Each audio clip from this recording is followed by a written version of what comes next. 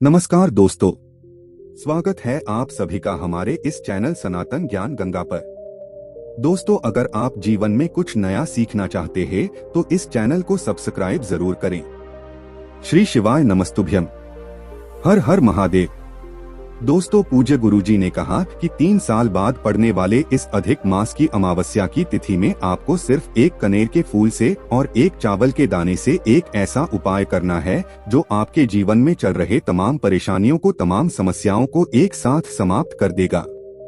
अगर आप धन कमाने से बहुत ज्यादा चिंतित रह रहे हैं, धन प्राप्त नहीं हो पा रहा है, रुपए पैसों की बहुत ज्यादा जीवन में समस्या चल रही है, कई व्यापार कर चुके हैं, नौकरी में प्रयास कर रहे हैं लेकिन आपको नौकरी लग रही है और न ही आपका व्यापार अच्छे से चल रहा है, या फिर आपके जीवन में किसी भी प्रकार की समस्या चल रही है जिसकी वजह से आपको बहुत तनाव में, बहुत टेंशन में रहना पड़ता है, तो पूज्य गुरुजी ने कहा कि हम आपको व्यासपीठ से यकीन दिलाते हैं कि ये उपाय करने के बाद आपकी इन सारी समस्याओं का अंत होने वाला है।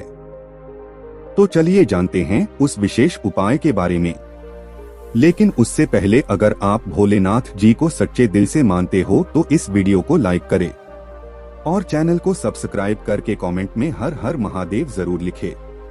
देखें, 3 साल में हमें सिर्फ एक बार यह मौका मिलता है जब हमें अधिक मास में पड़ने वाली अमावस्या की विशेष तिथि मिलती है, और ये उपाय अगर करने से चुके तो फिर हमें 3 साल का लंबा इंतजार करना पड़ेगा। गुरुजी ने कहा कि 16 अगस्त की तिथि एक ऐसी तिथि है जो हमारे जीवन के सारे संकटों को, सारे समस्या को खत्म करने के लिए बहुत ही विशेष है। देखिए, इस वीडियो में हम पूज्य जी द्वारा बताए गए 2 विशेष उपायों के बारे में बात करेंगे। दोनों ही उपाय आपकी विशेष प्रकार की मनोकामना से संबंधित होंगे। आप जो भी मनोकामना करके महादेव में ये उपाय करते हैं, महादेव आपकी मनोकामना बहुत ही जल्द परिपूर्ण कर देते हैं। चलिए जानते हैं पूज्य जी द्वारा बताए गए पहले उपाय के बारे में। देखिए, इस उपाय के लिए आपको सबसे पहले एक कनेर का पुष्प ले लेना है। कनेर के पुष्प का बहुत ही महत्व होता है। गुरुजी ने कहा कि अगर इस अमावस्या की तिथि में अगर हम कनेर का पुष्प शिवलिंग में समर्पित करते हैं तो महादेव हमारी सारी मनोकामना बहुत ही जल्द परिपूर्ण करते हैं। इसी के साथ आपको लेना है एक बेलपत्र। बेलपत्र आप जो भी लेंगे वह कहीं से भी कटी फटी नहीं होनी चाहिए, टूटी हुई नहीं होनी चाहिए, और बेलपत्र के डंडे के आखिर में जो दूत होती है यानी जो गांठ होती है वह भी नहीं होनी चाहिए। अगर आपके पास बेलपत्र नहीं है तो शिवलिंग के ऊपर चढ़ी हुई बेलपत्र को उठाकर जल से शुद्ध करके फिर आप उसका भी इस्तेमाल कर सकते हैं। फिर इसी के साथ आपको ले लेना है एक चावल का दाना। चावल का दाना जो भी आप लेंगे को खंडित नहीं होना चाहिए, टूटा हुआ नहीं होना चाहिए।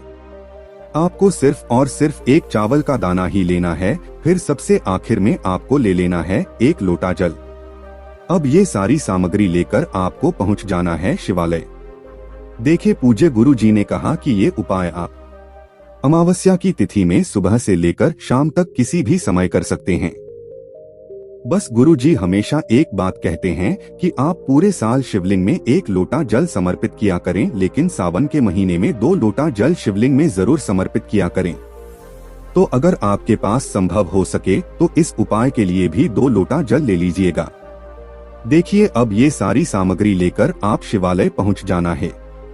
शिवालय पहुंचने के बाद सबसे पहले आप जो एक बेल पत्र लेकर गए हैं उस बेल पत्र को आप अपने हाथ में रखिए और आपके जीवन की जो भी समस्या है, जो भी परेशानी है, जो भी दिक्कत है, या फिर आपकी कोई विशेष मनोकामना है, उस मनोकामना का स्मरण करिए और उसे पूरा करने के लिए महादेव से प्रार्थना करते हुए यह एक बेल पत्र आपको शिवलिंग में समर्पित कर देना है। लेकिन ध्यान रखना है कि बेलपत्र की चिकनी साइड का हिस्सा शिवलिंग में स्पर्श करेगा और बेलपत्र की डंडी जलाधारी की तरफ रहेगी। फिर इसी के बाद आप जो एक चावल का दाना लेकर गए हैं वह चावल का दाना इसी बेलपत्र के ऊपर समर्पित कर देंगे और श्री शिवाय नमस्तुभ्यम मंत्र का स्मरण कर लेंगे। फिर आप जो एक कनेर का फूल लेकर गए हैं, वो कनेर का फूल आप शिवलिंग के ऊपर समर्पित कर देंगे और 11 बार श्री शिवाय नमस्तुभ्यम मंत्र का स्मरण कर लेंगे। और फिर सबसे आखिर में आप जो 1 लोटा या फिर 2 लोटा जल लेकर आए हैं, उन दोनों लोटे जल को आप दोनों हाथों में रखेंगे और इसी कनेर के पुष्प के ऊपर धीरे धीरे समर्पित करते जाएंगे और लगातार शिव महापुराण के मूल मंत्र श्री शिवाय नमस्तुभ्यम का स्मरण करते जाएंगे। गुरुजी ने कहा कि आपको ध्यान रखना है कि कनेर का पुष्प आप लास्ट में समर्पित करेंगे और फिर उसके बाद आप 2 लोटा जल धीरे धीरे समर्पित कर देंगे और फिर 11 बार श्री शिवाय नमस्तुभ्यम मंत्र का स्मरण करने के बाद वहीं शिवलिंग के सामने बैठकर एक बार फिर से अपनी वही मनोकामना दोहरा देनी है।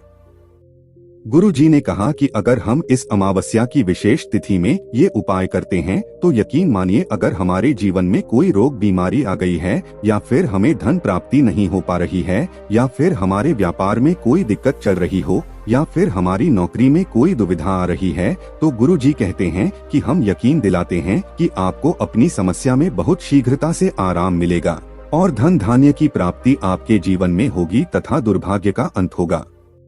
तो दोस्तों, ये उपाय आपको इस अमावस्या की तिथि में जरूर करें।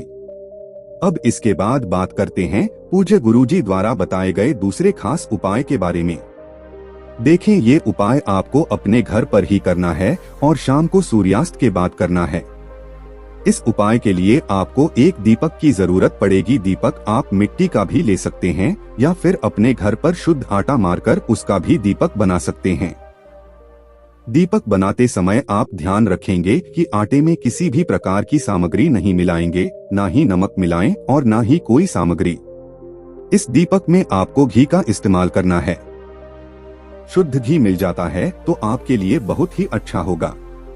और साथ ही साथ इसमें आप लंबी मौली के धागे की बत्ती का इस्तेमाल करेंगे।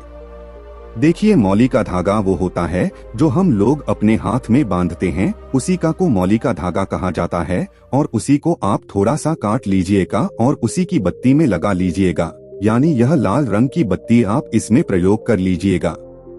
फिर इसी के साथ आपको लेनी है 3 हरी इलायची। देखिए, हरी इलायची का जो भी कार्य होता है वह होता है धन को आकर्षित करना, हमारे जीवन में धन धान्य की वृद्धि करना, माता लक्ष्मी की कृपा प्राप्त कर पाना और दुर्भाग्य का अंत करना, ये सारे कार्य इलायची के होते हैं। इलायची माता लक्ष्मी को बहुत ही प्रिय होती है, इसलिए आपको इस उपाय के लिए सिर्फ 3 हरी इलायची ले लेनी है। अब ये सारी सामग्री लेकर आप अपने घर पर उस स्थान पर जाएंगे जहाँ पर तुलसी जी का पौधा है। ये उपाय आप रात्रि के समय नहीं करेंगे, शाम को जब सूर्यास्त हो जाए उसके बाद ही आपको ये उपाय करना है। अब सबसे पहले आपको जो तुलसी का पौधा है, उस पौधे की जो उत्तर दिशा की तरफ की जो मिट्टी है, नॉर्थ शायद की जो मिट्टी है, उस मिट्टी को आप थोड़ा सा खोद लीजिए। मैंने उसको थोड़ा सा हटा लीजिए और फिर एक इलायची अपने हाथ में रखिए और ओम महालक्ष्मी नमः इस मंत्र का 11 बार स्मरण करिए और एक हरी इलायची उस खोदी गई मिट्टी के अंदर रख दीजिए और फिर दूसरी हरी इलायची अपने हाथ में रखिए और फिर से 11 बार ओम महालक्ष्मी नमः इस मंत्र का स्मरण करिए और दूसरी इलायची भी वहीं पर रख दीजिए। फिर तीसरी इलायची भी आपको मंत्र का स्मरण करने के बाद वहीं पर रख देनी है।